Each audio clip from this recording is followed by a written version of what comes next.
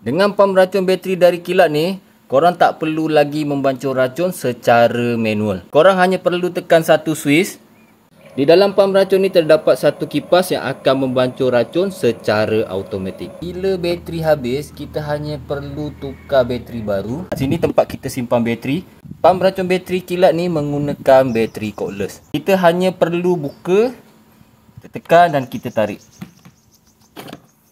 Menggunakan bateri 4Ah, ada variasi 1 bateri dan 2 bateri. Kita masukkan bateri yang baru. Jadi kita boleh terus sambung buat kerja.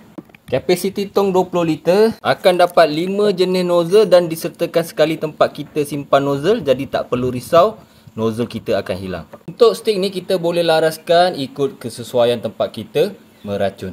Kalau korang berminat untuk dapatkan pam racun bateri kilat pada harga promosi, korang boleh grab sekarang.